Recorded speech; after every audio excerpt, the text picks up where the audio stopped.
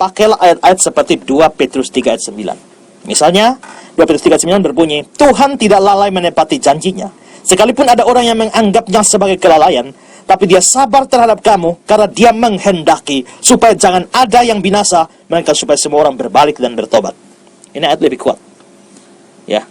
Tuhan tidak menghendaki Tuhan menghendaki supaya jangan ada yang binasa, melainkan supaya semua orang berbalik dan bertobat. Lalu 1 Timotius 2 ayat 3 dan ayat 4. Itulah yang baik yang berkenan kepada Allah, juru selamat kita, yang menghendaki supaya semua orang diselamatkan dan memperoleh pengetahuan akan kebenaran. Yang menghendaki supaya semua orang diselamatkan. Nah, dua ayat ini menurut saya, kalau mau dipakai menyerang doktrin predestinasi, ini paling kuat daripada ayat-ayat yang saudara kutip tadi, ya. Nah, jadi saudara, di sini dibilang Allah tidak menghendaki satu orang pun binasa, Allah menghendaki semua orang selamat. Nah, bagaimana ayat-ayat ini dijelaskan?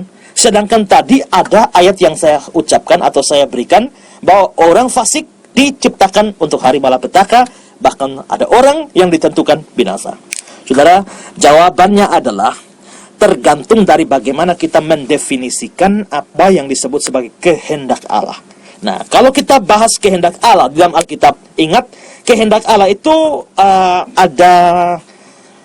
harus dibedakan. Tidak bisa dipukul rata. Kalau dipukul rata kehendak Allah dengan pengertian yang sama, maka ayat-ayatnya jadi tabrakan. Loh, tadi ada ayat yang mengatakan dia menciptakan orang fasik untuk hari malapetaka. Ada ayat yang mengatakan bahwa dia menetapkan orang binasa. Tapi ada ayat yang mengatakan dia tidak menghendaki orang binasa, dia mau orang selamat. Nah, karena itu saudara, supaya menghindari kontradiksi seperti ini, menghindari pertentangan seperti ini, maka kita perlu mendefinisikan atau memahami makna dari kata kehendak Allah. Nah, maka dari semua ayat yang membahas tentang kehendak Allah, sekurang-kurangnya ada 3 pengertian berbeda tentang kehendak Allah. Yang pertama, saudara, kehendak Allah itu menunjuk pada prinsip-prinsip kehidupan yang dia berikan kepada manusia. Dan ini mencakup perintah-perintah maupun larangan-larangan Allah untuk manusia. Ini misalnya seperti dalam kitab suci. Ada perintah, jangan ada padamu Allah lain di hadapanku. Jangan membunuh, jangan mengucapkan saksi dusta, jangan ini, jangan itu. Hormati, kuduskan hari Sabat dan sebagainya.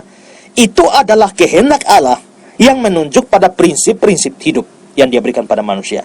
Nah, untuk kehendak seperti ini sering tidak terjadi. Kenapa? Karena manusia tidak taat pada firman. Tuhan bilang, jangan ada padamu Allah lain di hadapanku.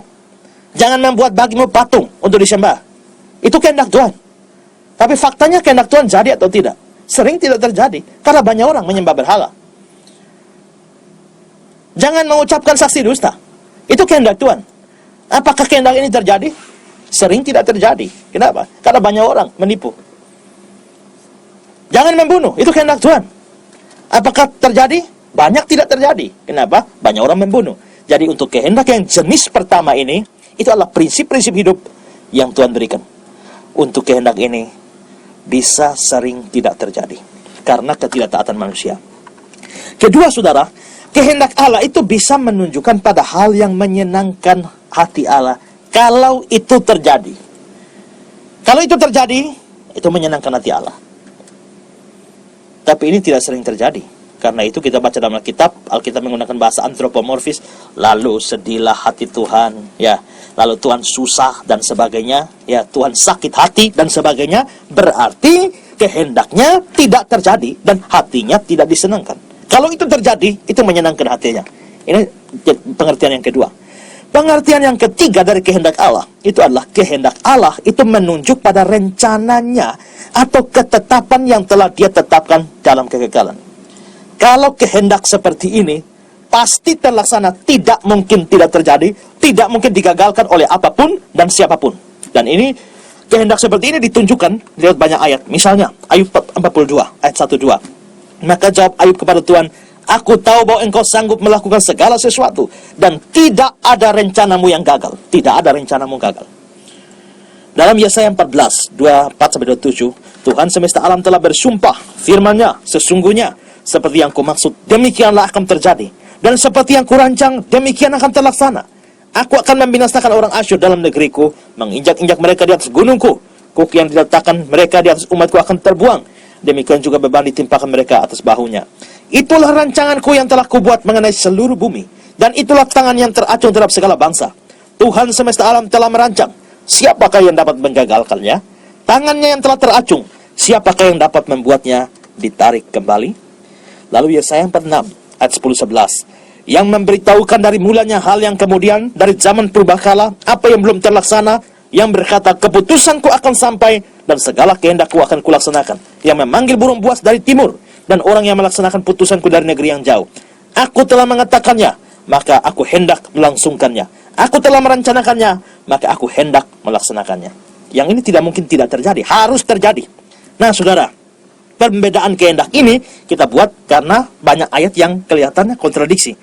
Nah, tadi saudara, waktu saya bicara predestinasi, itu ketetapan kekal. Tuhan telah menetapkan dalam kekekalan siapa yang akan selamat, siapa yang binasa.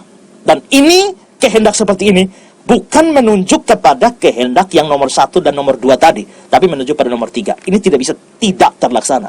Tapi ayat-ayat yang saudara maksudkan, Tuhan menghendaki semua orang selamat, tidak menghendaki seorang pun binasa, itu adalah kehendak yang menunjuk pada nomor 1 dan nomor 2 tadi. Ya, sehingga ini tidak bertentangan. Karena itu saudara, memang ayat-ayat itu, ayat-ayat yang saudara pakai dan juga yang sudah saya berikan, lebih cocok ditafsirkan sebagai kehendak Allah dalam pengertian prinsip-prinsip hidup yang Dia berikan, dan juga hal itu terjadi menyenangkan Allah kalau terjadi. Tapi predestinasi tidak berurusan dengan dua definisi itu. Predestinasi berurusan dengan kehendak Allah yang bersifat ketetapan kekalnya. Ya, dia bertanya lanjut. Sebelum itu saya tambahkan sedikit ya. Kalau ayat yang dipakai itu, Tuhan tidak menghendaki seorang pun binasa, Tuhan mau semua orang selamat. Coba pikir baik-baik. Kalau ayat-ayat itu ditafsirkan sebagai definisi ketiga tadi, harus terjadi, kehendak Tuhan harus terjadi. Sekarang saya tanya, Tuhan menghendaki semua orang selamat. Kalau Tuhan yang menghendaki, bisa gagal atau tidak? Kalau pakai definisi ketiga, tidak bisa gagal. Kalau Tuhan menghendaki semua orang selamat, bisa gagal? Tidak bisa. Berarti Tuhan harus berhasil. Kalau Tuhan berhasil, berarti semua orang akan selamat. Kalau semua orang akan selamat, neraka kosong. Berarti toh pada akhirnya semua orang selamat. Ini jadi universalisme, dan justru doktrin sesat. Kalau Tuhan menghendaki semua orang selamat, tapi ternyata ada yang masuk neraka, berarti Tuhan gagal. Kok Tuhan bisa gagal? Nah, itu jadi masalah. Kalau dimengerti dalam definisi ketiga. Predestinasi harus dimengerti dalam definisi ketiga. Sedangkan ayat-ayat yang saudara berikan, Tuhan menghendaki semua orang selamat. Dia tidak menghendaki seorang pun binasa, harus diartikan dalam kehendak pengertian definisi 1 dan